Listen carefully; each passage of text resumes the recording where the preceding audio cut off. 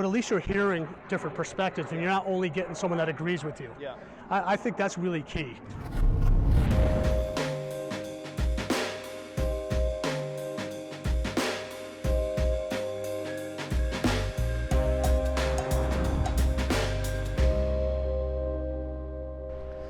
Hello everybody, welcome to another episode of the Blended Sense Walk and Talk.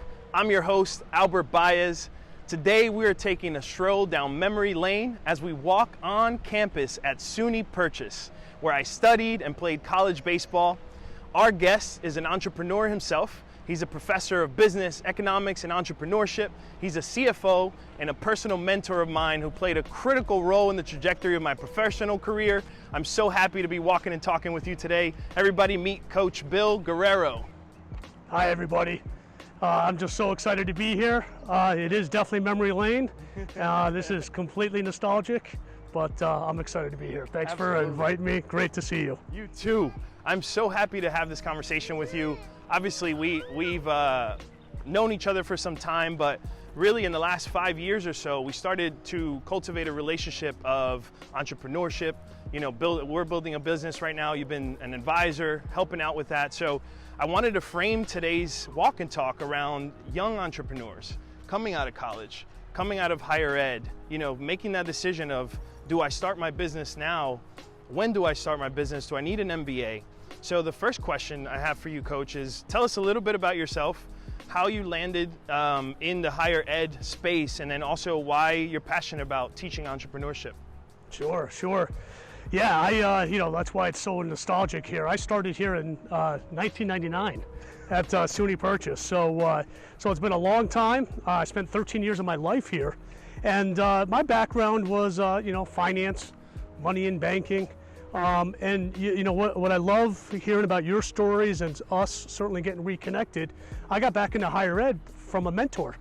A mentor said, hey, higher ed is a tough enough business. You need someone with an entrepreneurial understanding, in MBA, but not necessarily, but certainly in an MBA, but that was customer or student focused. So that's how I ended up getting into higher ed.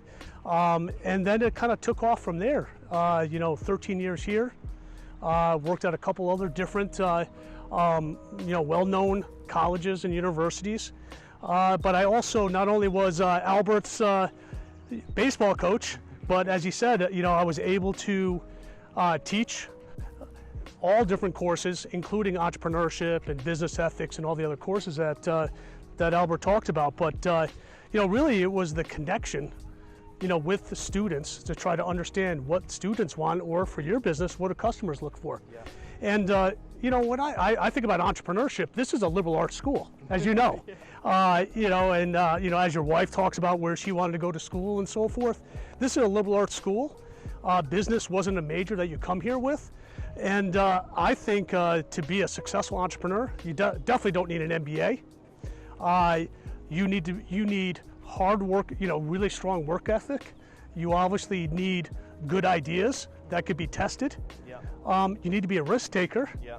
But you also got to be okay of saying, I need help. Yeah. And that's where, for us, you and I, to get reconnected, when the ideas that you guys had and said, hey, what do you think about this? Yeah. And having that bounce off somebody or a team of advisors, I think that was probably one of the most mature, most impressive piece of your entrepreneurial journey. And I think a lot of students, even at Purchase, with a lot of the businesses that have been started through here, those are lessons that they don't teach actually in business school. Yeah. So I think it's really, really, it's impressive what you guys have done. I appreciate it. I appreciate it. And one of the things that going into business for me after baseball, I was so grateful for everything I learned in baseball, like grit, perseverance, throwing, like when you're pitching, you throw a ball, it gets hit in the gap, and then you have to pick it up and go throw it again. And a lot of that translates and relates in business for me today. Yeah, I would say, the whole axiom or cliche is, baseball is a lot like life, and, you could be, the best pitcher in the conference. That may not translate into a win because it takes more than just you to win ball games. Yeah. You can throw the best pitch, but you know what? That day, that hitter is a better hitter. Yeah. Or vice versa, you can get lucky, and you throw a bad pitch, and the batter's not ready, and you get a great strikeout. And so, yeah, baseball, not only just as you or all my other former players laugh about is when I talk about baseball, it teaches about adversity. It's about risk taking. Taking that extra risk. Being able to get back up. Yeah, getting back up. So you can have a bad outing or a bad inning, and guess what? Coach is sending you back out. Yeah. People always laugh about those mound visits. Yeah. And sometimes those mound visits don't even talk about baseball. It's about just, okay, take a break. Yeah. Recollect yourself, just like in business. Yep. Okay, what happened that batter or that inning? Yep. And you bounce. Yeah, you bounce right back. What happened with that conversation with that customer, right? The micro details translate just the same, I think. Yeah, 'cause it's always learning. And that's where, with you, as you're growing your business, there's ups and downs. Yeah. Things can look really dark. Yeah. Things could be, oh shoot, what are we doing next? Yeah. And baseball certainly teaches a lot of that. That's why I love coaching it, but you're able to translate even in the classroom. Yeah, 100%.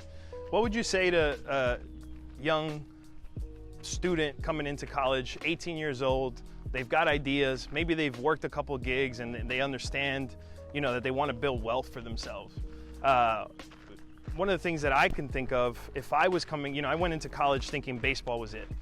But if I think back and I put myself in a position where I say business is it going into college, I feel like my patience would have probably been tough, to kind of say, okay, well, now I got to wait 4 years to start this business. What would you say to a young entrepreneur starting out in college, 18 years old with big ideas, coming in, to their first semester? I would say take a risk, start as soon as you can. Yeah. Don't worry about breaking rules. Certainly you think about Facebook, you think about Dell computers. Those were just, the cliche examples of started in college. And, certainly different thinking. And, no one says you can't start a business out of your dorm room. Yeah. And look how successful those are. Yeah. There's plenty others. And then also, trust yourself. Trust your instincts. Certainly have a good advisors to bounce ideas off. Yeah. The biggest... That's a big one. Yeah, the other great story is FedEx. FedEx was started with a business plan, in a business plan class, I think at maybe University of Louisville. Yeah. Fred Smith, I think is his name, was the CEO. And he got a C on his paper, saying this hub and spoke idea of running this business will never work. Yeah. Yeah. So, it's, professors, parents, friends, family, they may not understand the industry or the problem that you are recognizing. And I would say, especially younger people that don't have much to risk, go for it as soon as possible. Yeah. Go for it. I think that's the best time to take risks, for sure, before you have families. Yeah. Before you have other obligations like a mortgage or you have to save for college or whatever it is. Jump right in if you can at your freshman year. Yeah, I agree. I love that. Let's talk about advisors. I think this is an opportunity for young entrepreneurs. I know you mentioned, when I reached out to you, how you saw that as a strength, and I agree, because with business, there's so many facets to it. And I've learned this quickly, right? You got the finances, you got the marketing, you got the sales, you got the product, you got the customer service, and so there's no way that an entrepreneur just starting out has strengths across all of those. So let's talk about advising. How do you find an advisor? How do you find a mentor? Where are these people, and how should an entrepreneur approach finding an advisor and a mentor? Yeah, I would say number one is if you are impressed by somebody, or you get connected through a friend or whatever, be open to it. One of the biggest risks about entrepreneurs is they're afraid to ask for help, or they think they know everything, or they have to know everything. And that's not true, just like building a baseball team. Yep. We can't have 9 pitchers out there. You're not going to score many runs. Yeah. You might pitch really well, but you're not going to score any runs. So you need complementary skills. And so having the complementary skills that fill gaps, so maybe it's a finance person, and find that person to really, maybe it's a lawyer, legal support. that you may not have.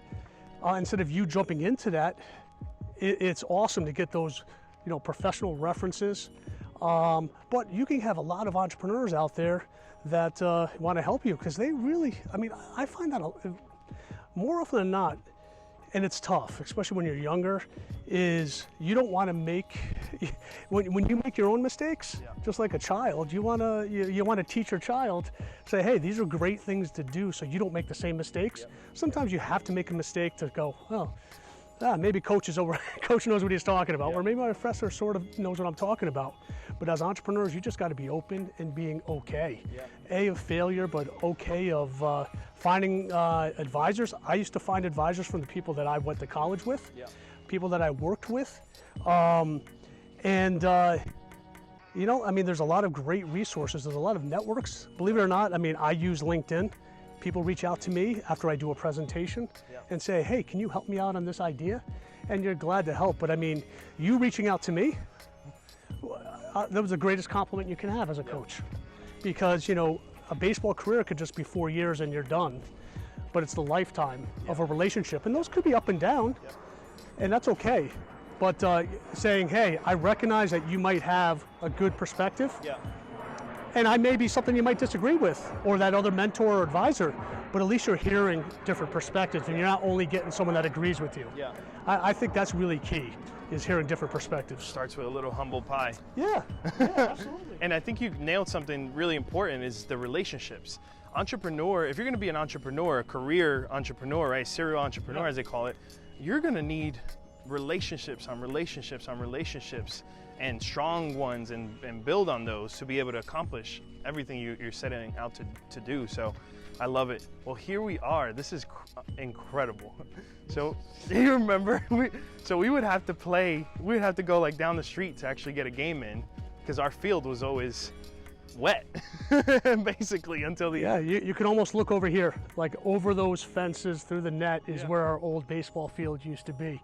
This is so this baseball field opened up in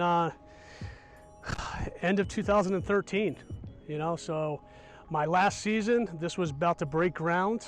Certainly an alumni game.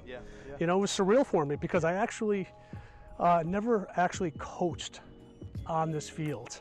And this, certainly I had a great, assistant coach that, I was blessed enough to hand over the program to him, and he was able to open up this field. But this was the greatest accomplishment. And this is where, when you think about your career and your life, is you never forget the people before you. And so that's why I love the alumni games, because you bring back all the successful former teammates of yours, players before you, and they come out here and they're like, we didn't have this. We had to do the tarp, we had to rake, we had to get rid of all the water, we had to mow the grass. And now you have a player comes here and they think this is normal. And so there's a lot of hard work that, it's one of the lessons I've always learned is, you always got to appreciate the past, the people that paved it forward for you. You revere that, and you take nuggets from it. This is a perfect example of this. This was a vision that nobody thought was possible. I remember before you were such an integral part of it, is, when this program started, nobody ever thought that it would be able to compete at the highest level of Division III. It would be in the Skyline Conference. It would be able to beat Manhattanville on a regular basis. It was star players like you that catapulted the program. And, those are key things. Those are key things to make something like this actually happen. Well, you paved the way, though, for people like me, and gave a lot of second chances, too. No, but, that's part of life, and that's great. At times, those could be really hard at the given moment. They could be hard times, hard lessons. But for entrepreneurs, they're going to have that with employees. They're going to have those times, and it's like, okay, do I give a second chance? Do I look at the strengths and weaknesses? I think that is really the key part of building something sustainable. And for small businesses that are looking to grow into bigger businesses, it's all about the people. And I love, when we have your quarterly calls and so forth, is you're careful who you bring in, as advisors, investors, as employees. the same thing as building a baseball team. Complementary skills, people that support your values, your work ethic. Yeah, it's impressive what you guys have done. Really impressive. I'm so happy that we got to do this. Yeah. Thank you everyone for tuning in to another episode of the Blended Sense Walk and Talk. Remember, get outside, walk, get those creative juices going. If you're a young entrepreneur, please take a look at this video. We hope it helped out, and feel free to reach out. You want to give your email? Maybe somebody wants to advise, mentorship. Yeah, absolutely. William Guerrero. So it's WC Guerrero at 93@gmail.com is my personal email. But certainly you can find me on LinkedIn. So I'm the CFO at Springfield College, and you can certainly find me pretty quickly. Always open to help young entrepreneurs. Coach, such a pleasure. Thank you so much for doing this. No, appreciate it. Until next time.